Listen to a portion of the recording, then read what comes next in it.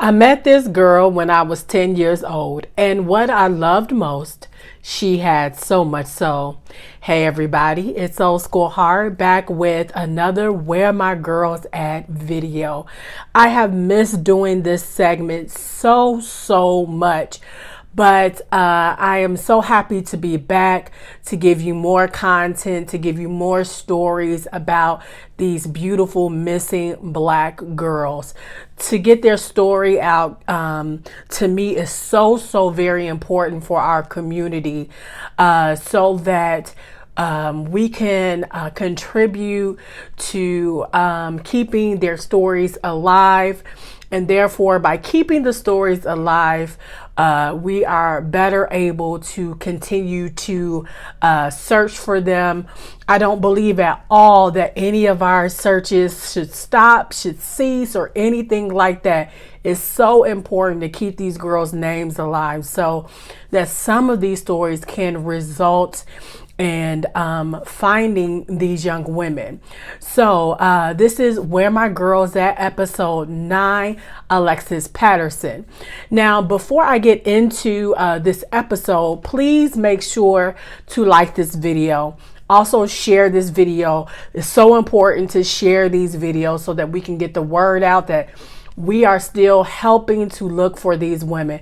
Also, if you could leave a comment if you knew about this story, if you knew about these young girls, if you know their family members, if you remember what happened during that time, if you were a kid during that time and you knew them, please leave a comment below. I want to hear some of your stories. And so let's get into today's Where My Girls At, episode 9, Alexis Patterson. So guys, remember when we were younger and we were upset about something that our parents did, something very minute, of course, like they told us, no, we cannot have an extra cookie, or no, it was time for us to come inside, no more playing. And so we would come into the house, or we would look at that jar of cookies, we would be upset about it, and we would say, you know what, I am going to run away. And our parents, if we told our parents, we would say, I'm running away, and they said, oh yeah, where are you going? You can run away, that's fine with me. And some of us, went into our bedrooms, and because we were children, we grabbed our important belongings. And so it would be a baby doll. It would be like your favorite blanket. It would be some coloring books. It would be another favorite toy, maybe a couple of clothes or two, and some other little small items that we found to be really significant. And then maybe we'd go into the kitchen, we'd grab a banana, or we'd grab some type of a snack. We put that in our book bag. And then we'd proceed to head outside, right? Now, once again, our parents may have knew we were running away, or we decided once we didn't get what we wanted, we would also run away. And so we would proceed to head outside. We'd walk so far, and then eventually, after 10 minutes, after 15 minutes or whatever, we would turn back around and we would come home. And our parents, if they knew about us running away, they would say, you're back, huh? A lot of times we would act like we're headed to our grandparents' house, because of course the grandparents give into exactly what we want. They treat us like kings and little kings and queens. And so the next best place to go was grandma and grandpa's house, right?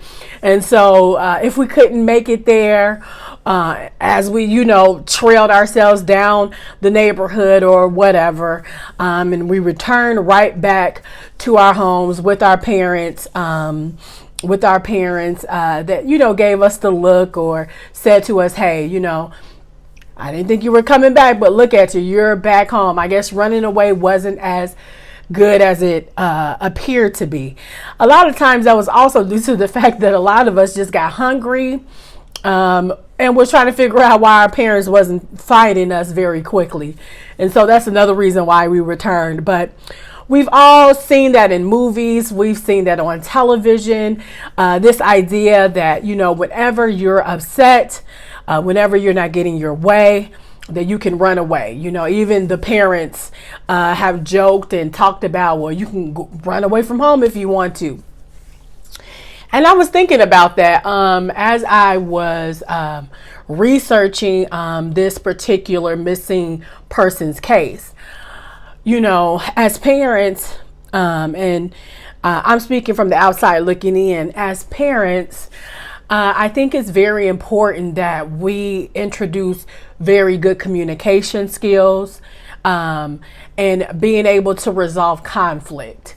A lot of times, we follow these TV or these movie models where, it's acceptable to say I'm running away and then the kid runs away.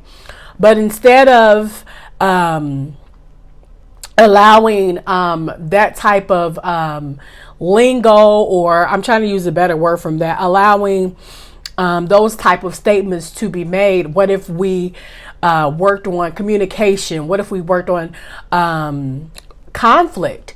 When a child is upset about something, instead of saying, well, you're going to run away or you're going to do that, let's try to resolve the issue in the child and ask them why they feel the way that they feel, and explain to them why it is they will not be getting what they should be getting, or why they aren't, able to have what they want to have. We want to, as a community, white and black, actually, we want as a community to make sure we have great open communication lines, and to never, ever, ever use the statement running away, because this statement has really been harm to the black community as it relates to when there is really a missing story, getting those stories out there to be what they are, which is missing instead of running away. So the next time that you have a child that feels like they aren't being treated fairly or they're not getting what they want, let's try to stop using the word run away. And let's start to effectively communicate issues with our children, so that that's not something that they get stuck in their head, that when they can't resolve an issue, they must go. That's what I want to get out here today, and what I want to focus on as we talk about our missing our missing girl story of today, where my girl's at, Alexis Patterson. So let's get into the story. Alexis Patterson was born April 4th, 1995 in Milwaukee, Wisconsin. Her parents were Ayanna Patterson and Kenya Campbell. Alexis was described as a feisty, often bossy little girl. She loved the color pink. She was very, very, very intelligent. She got very excellent grades in school. And before her disappearance, she was a perfect attender, which means that she basically went to school every day. And so she had very perfect attendance. She was a very outspoken child, very welcoming, loved to talk to people. And we'll get into how that plays into this disappearance, this missing person case. But Alexis was a beautiful little girl, grew up her whole entire time in Milwaukee, Wisconsin.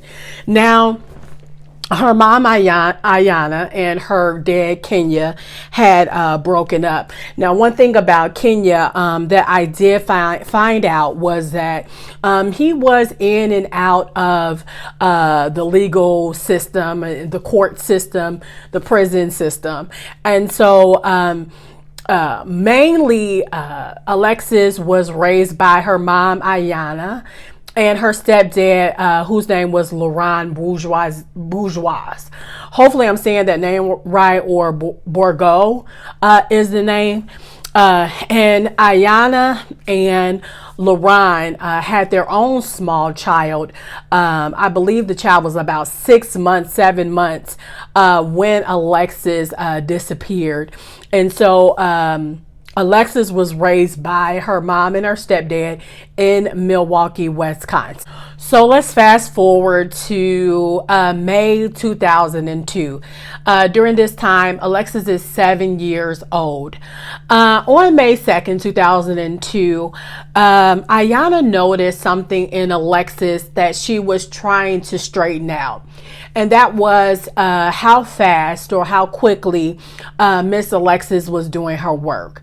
Ayanna noticed that Alexis would hurry her work so quick and wouldn't really read the directions or follow the directions, which meant that she was not doing the assignments correctly.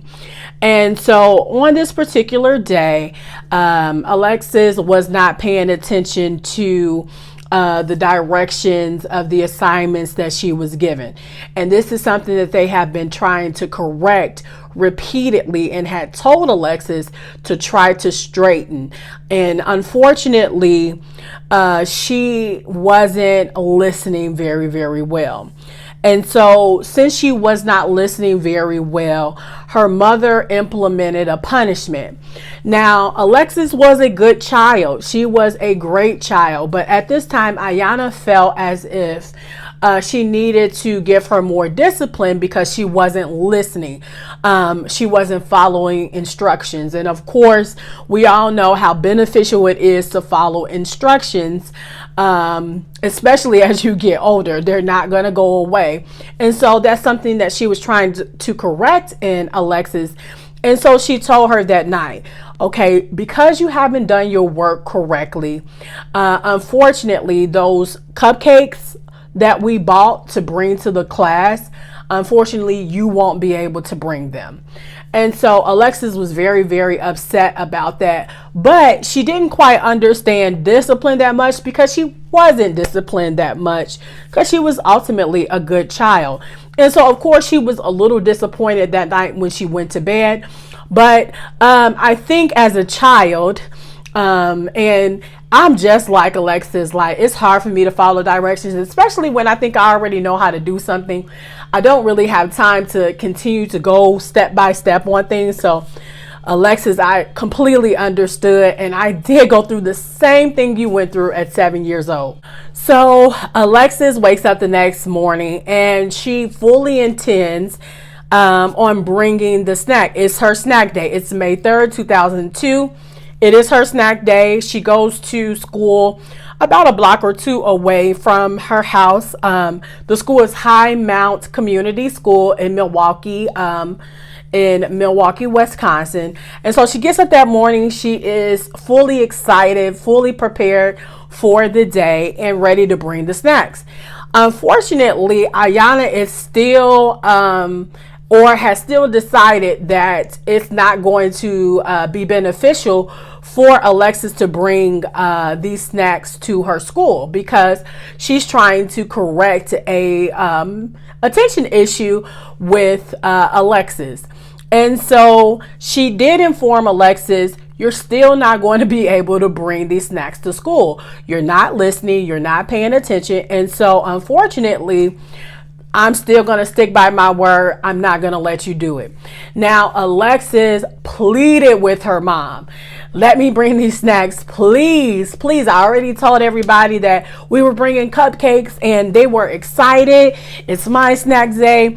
And if only you could imagine as a child how heartbroken that would be to not bring your snack to school and you've already told the class.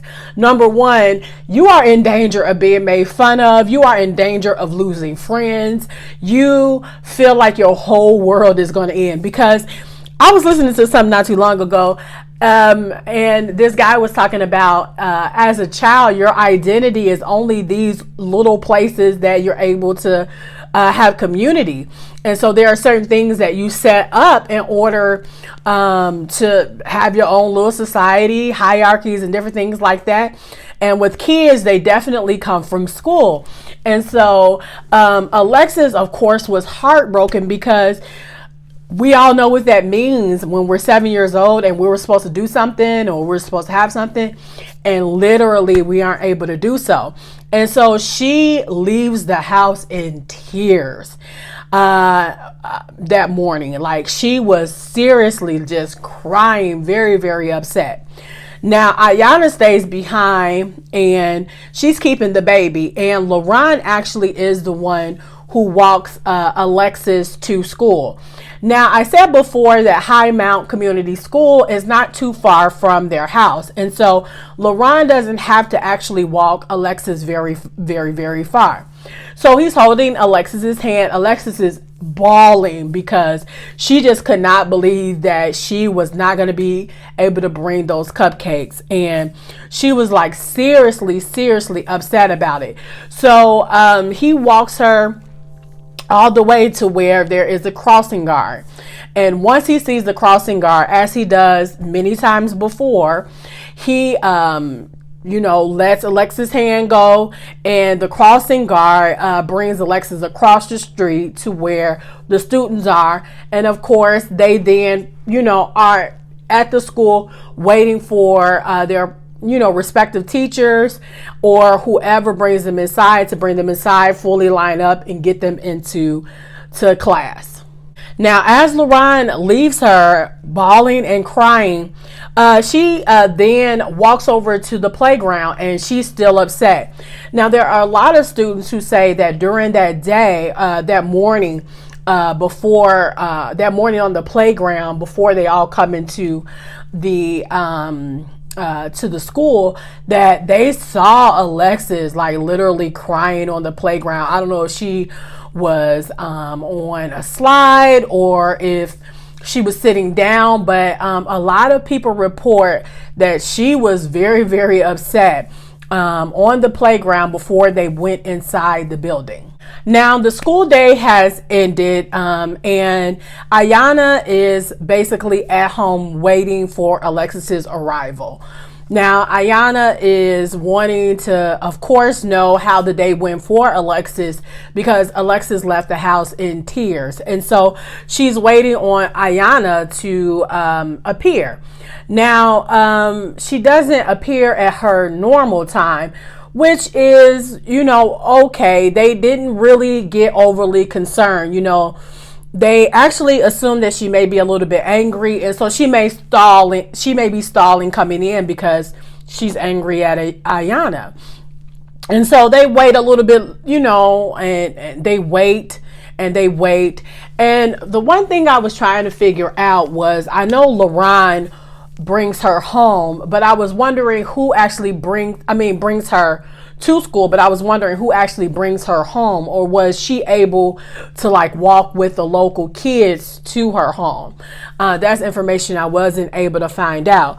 But nonetheless, they're waiting for her and an hour goes by, and there is no Alexis. And so Ayana, really starts to get concerned, especially after an hour goes by, because she's been waiting for Alexis to walk through the door and Alexis has not walked through the door. So she calls the school and she's like, hey, Alexis hasn't made it home yet, and I'm just worried what's going on with her. And so the school informs her that Alexis wasn't present for school the entire day. Now, at the school that they're at, High Mount Community School, their policy at the time was 2 days and then they give a call. Unlike, I think the rules are now, is that if your kid is missing due to sex trafficking and different things like that, all of the cyber stuff that we have going on, it's very, very serious now. And so the rules have changed. And basically, if your child is missing for more than 1 day, then, it's a cause of concern, and the school will contact you if they didn't see the child that day and you didn't report that child not being there or being absent that day. So if there's no report of your child being absent that day and you haven't called in to inform the school, they're going to call you and let you know that the child did not go to school.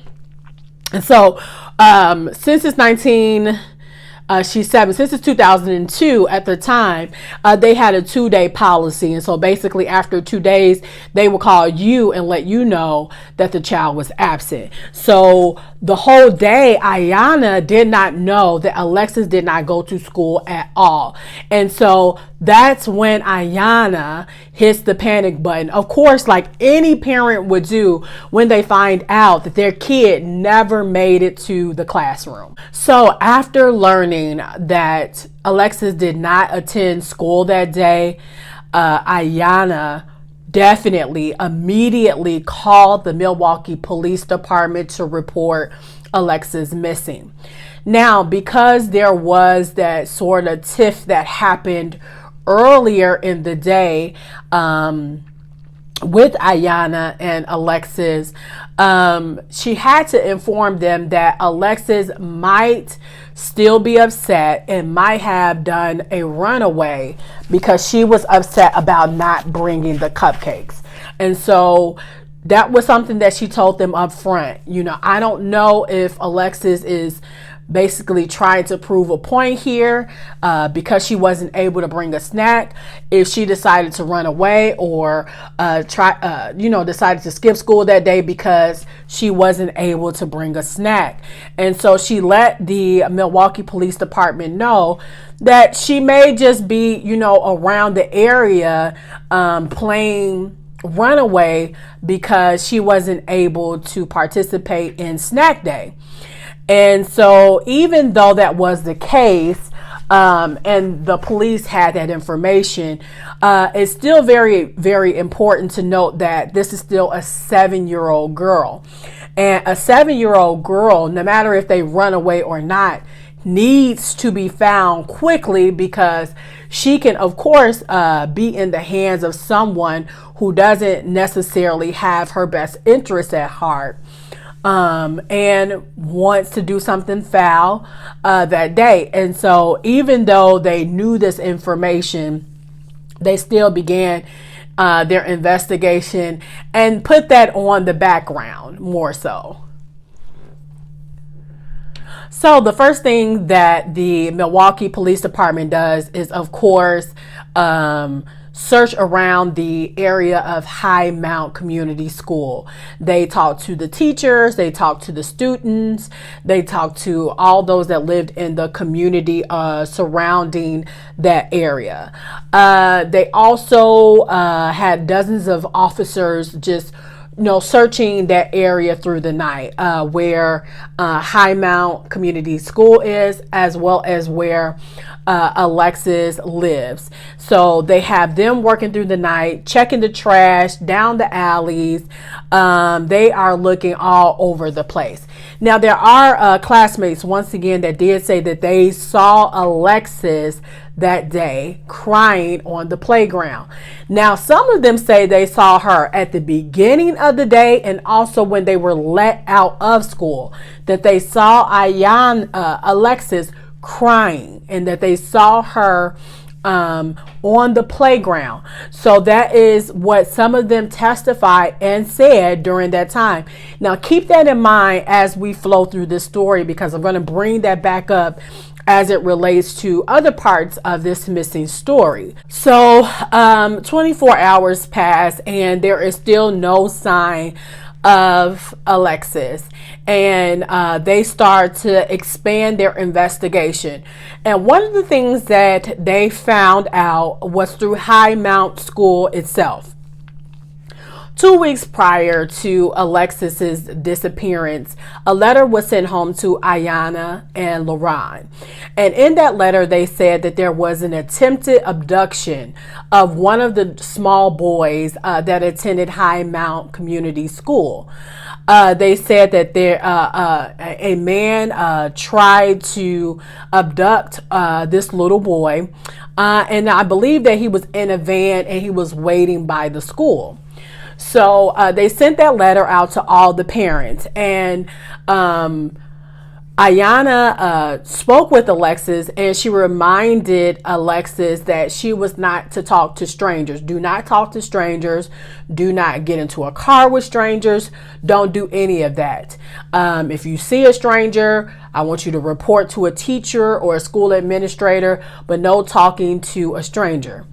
Now, Ayana is picking Alexis up one day after they've had that discussion and finds Alexis actually talking to an unidentified woman after school one day. And so Ayana has another talk with Alexis, and she tells Alexis, hey, what did I tell you about talking to strangers? You are not allowed to talk to strangers. We don't know them. We don't know what they will do to you. So do not talk to them, okay? It's very dangerous. Do not do it. And so Alexis is like, yes, ma'am, I'm not going to do it. Then the following week, I believe, no, actually, it was 2 days before she went missing. Ayana is once again picking up Alexis, and she sees Alexis talking to this unidentified woman again. And she informs Alexis again, we do not talk to strangers. We've already had this talk. Do not talk to them. We do not know what they will do to you.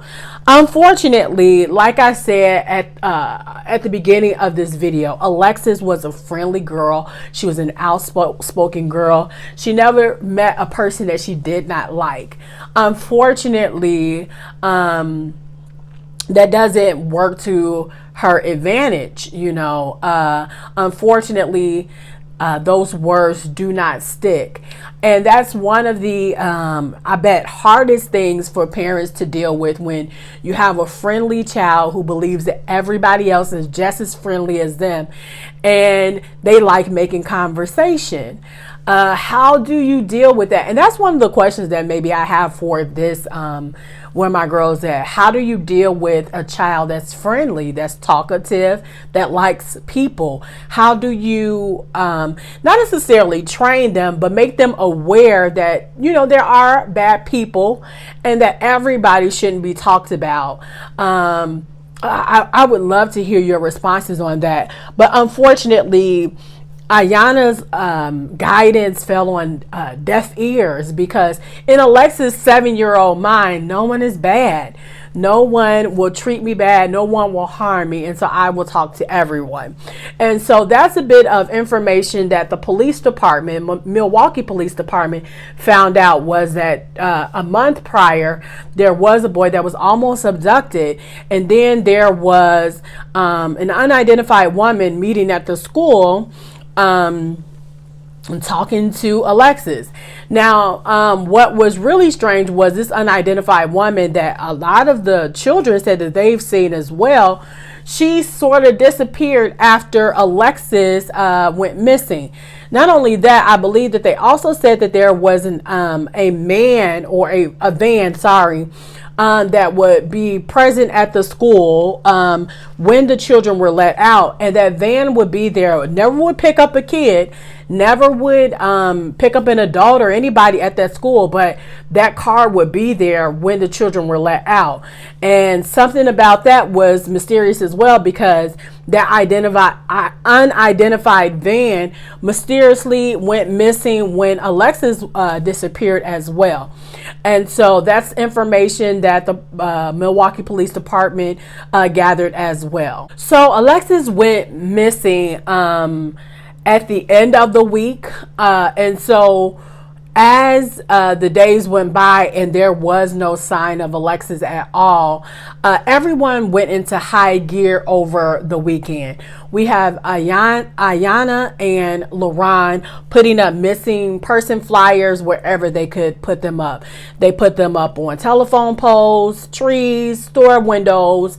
They had volunteer search teams who had photos that went around asking the community, had they seen Alexis? There was a public plea for Alexis's return done by Ayana.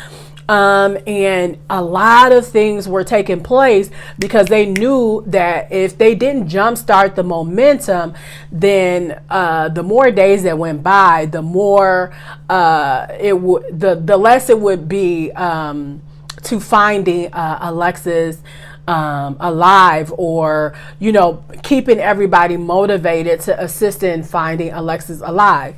Now, as the weekend rolls through and there's still no sign of Alexis, the Milwaukee Police Department decides to intensify their searching efforts.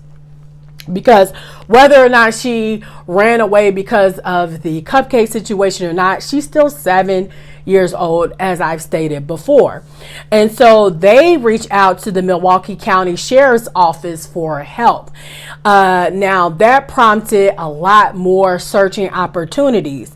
So they expand their unit. They have a mobile unit, command unit, that extends to Milwaukee's Washington Park. That's 10 blocks away from High Mount and where Alexis lives. They search through all of these parks.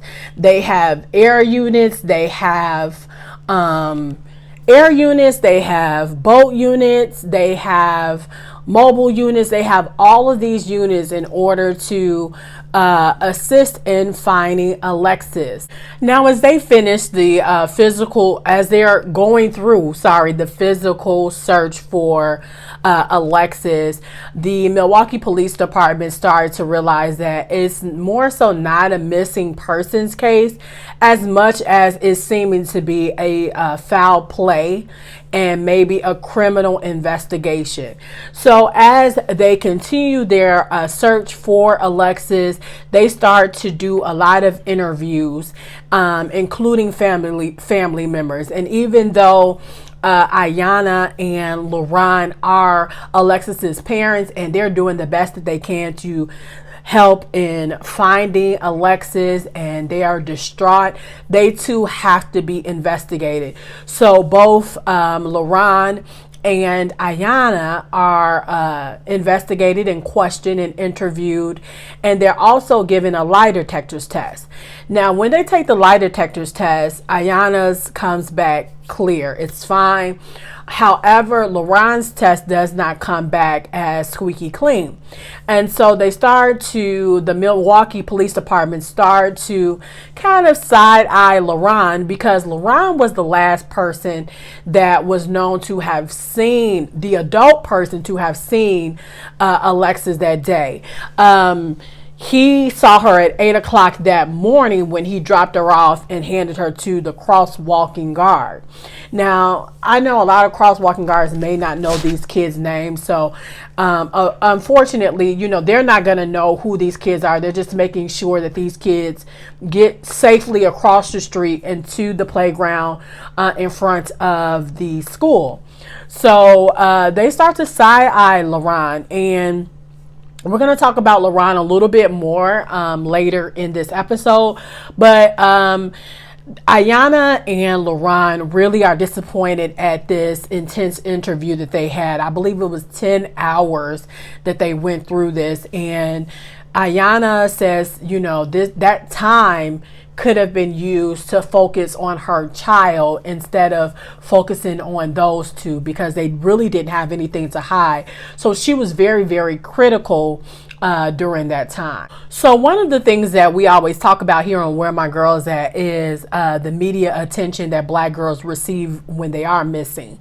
One of the things that was said in particular, or was done in particular with this missing person's case, was it quickly got on to the media.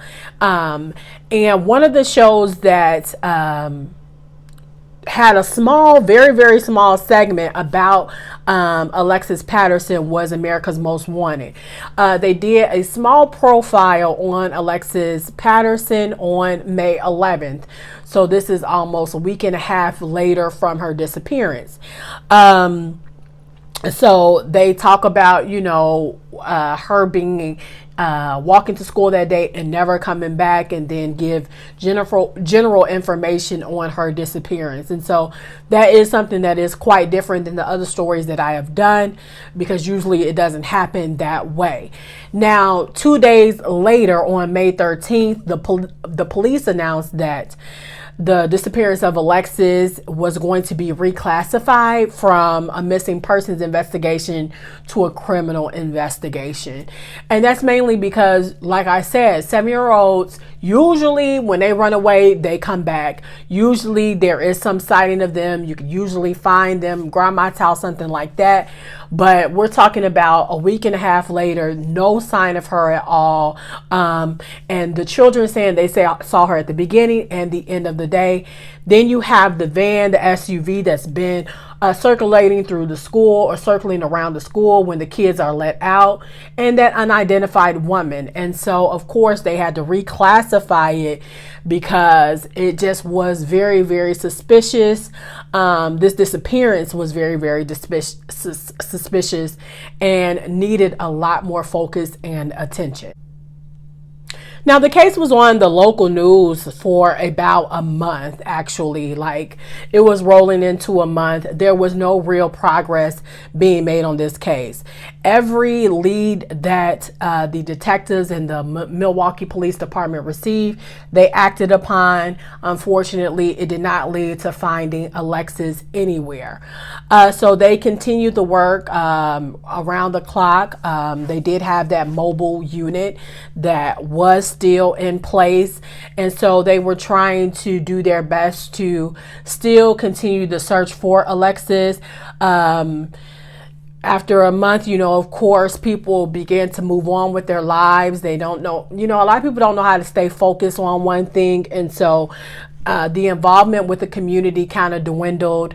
And so the family started to collect money to assist with a reward fund so that it would help generate more interest. And of course, we know when you involve money, money talks, people start to talk, people start to give information. And that's another thing that we talked about before with Phoenix Colden in particular. The amount of money that has to be allotted or put into finding someone is really, really a big topic or a big issue. A lot of these family members have to delve out their own money in order to keep their child's name alive. And some of the time that puts them in financial constraints and strains and different things like that they never recover from. So, it's not just about the child missing. It's about all that comes with that, the depression, the financial aspect of it, the scrutiny of being a good parent versus being a bad parent. So, the family really, Ayanna and Lauren really were going through it. Now, a couple of weeks later, following the disappearance, someone decided to put up offensive racial slur flyers about this young girl. They were saying because they're not a part of the Black community, why should they be invested in, helping this family find this young Black girl? And they found out there was a young little 19-year-old boy who put up these offensive flyers around different neighborhoods where Ayanna lived and where Alexis lived, and where they had also posted flyers of her. And so they arrested this young man, and then a judge was like, well, he does have the right to freedom of speech, and so he released the young man. But it's so funny how it becomes not a problem when it's a young Black girl that's been missing, and how that becomes the Black community's issue. But when a white woman comes up missing, it becomes everybody's issue. And it's so funny that I just mentioned that because a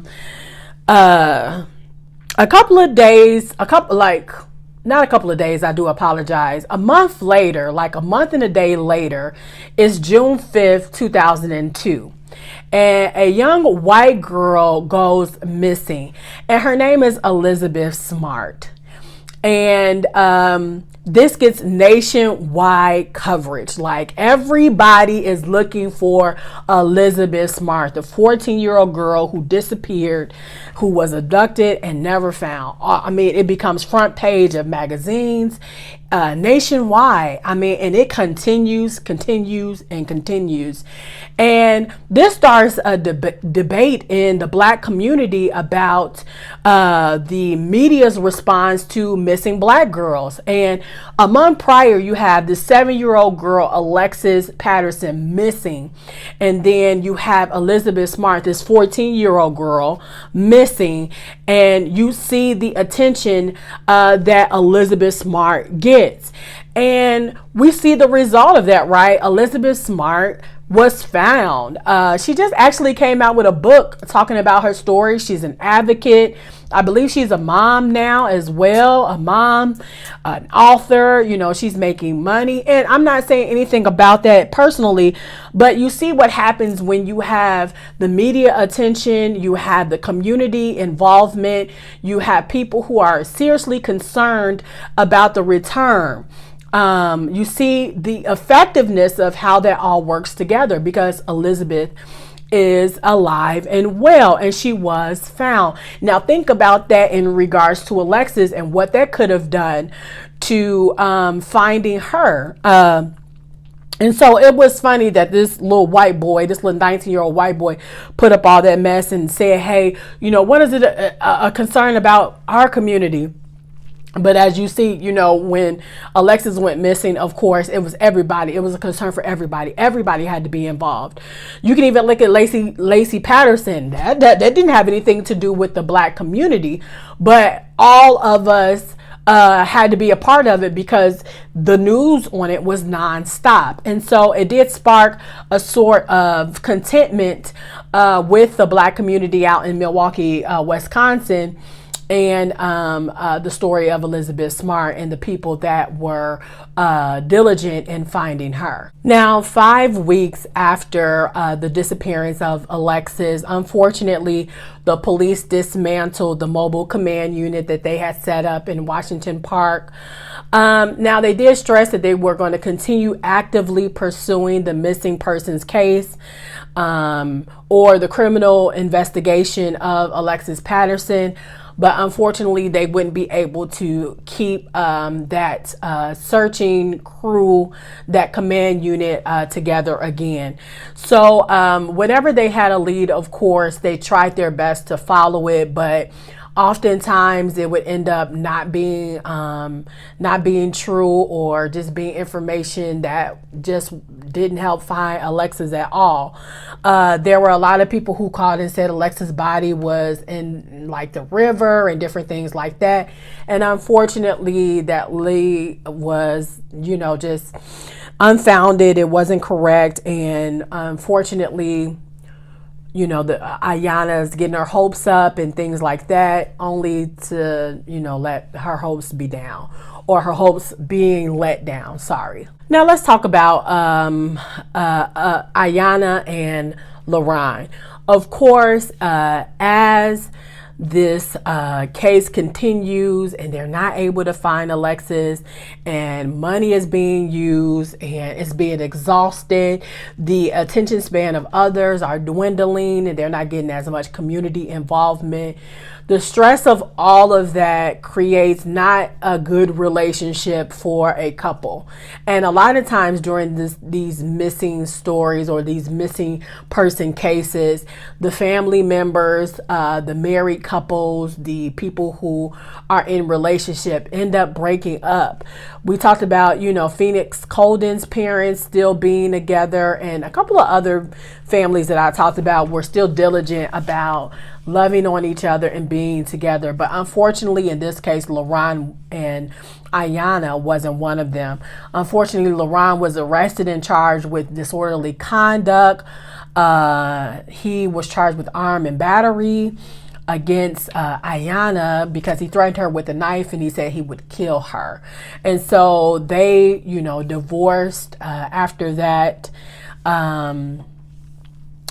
They divorced after that, and it's really been Ayana just trying to diligently still seek after finding Alexis. And so years and years pass, and she's still looking, and we fast forward to 2021.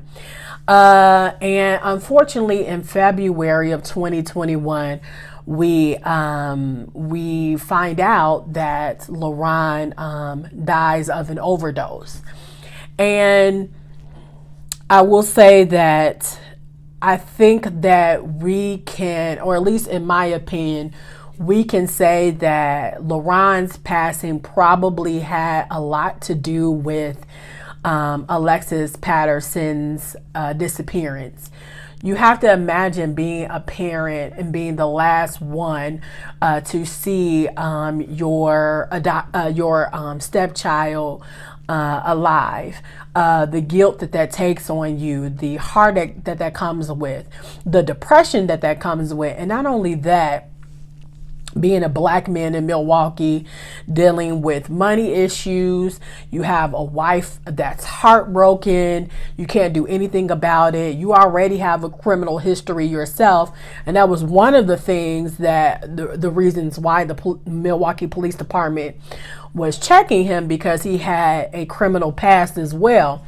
And so all of that is on your back, and you're trying the best that you can, and you're hurt yourself because you are a part of this child's life, and you can do nothing about finding her other than what you're doing. And that takes a toll.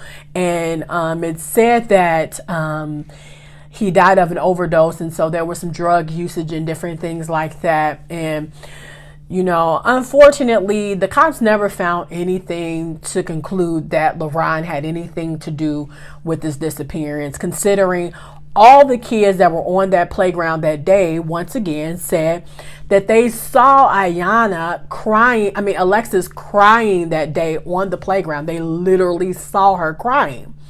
And not only that, they saw her at the beginning of the day, and some say they saw her on the playground at the end of the day. And so Lauren had to deal with the scrutiny and the suspicion of the police department, and I'm assuming other people who felt like he may have had something to do with this case. And, you know, unfortunately, he did pass away, and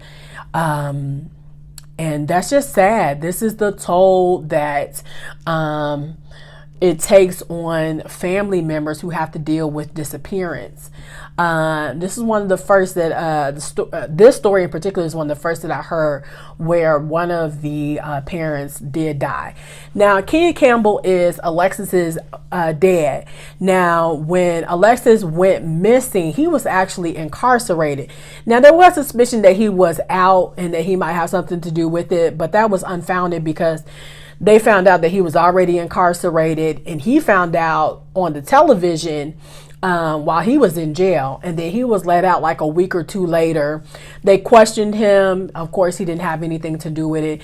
And I don't know, you know, what he's done personally in search of Alexis, or if he participates with Ayanna, but I did want to say that. So, of course, I am going to put up a picture of what she would look like if she was the age that she's supposed to be at in 2021, and also the missing persons information. If you have any information about this case or investigation, definitely want to keep a focus on her. She was assigned to the Cold Case Division in 2009. And so there are people who are still diligent about solving this disappearance, whether it turned out good or unfortunately bad. Ayanna is still looking for her daughter, like all of the parents that I've talked about before. And so once again, if you have any information, if you've heard this story, I want to hear, you know, if you lived in Milwaukee, I want to hear your view on this missing person case. Now, a lot of my family is from Milwaukee, and I actually saw this story as a result of looking through Facebook and seeing my cousin Kenneth post this story. And so that's what intrigued me to do this Where My Girl's At. And so I know that he and others know about, what went on during that time, because I have cousins around that age. And so it'd be good to hear your stories, what you thought about this one. Please like, comment, and share. And once again, guys, please try not to use that word runaway. Please try to have a open discussion with your child about their feelings. Communicate with them and let them know that that's not what we want to focus on, running away. We want to focus on solving the issue. Even if that means that you don't get what you want, at least we've had communication about it. So this is Old School Heart. I'll see you for another conversation, cultural conversation, this Sunday. Have a good night. Please be safe, y'all.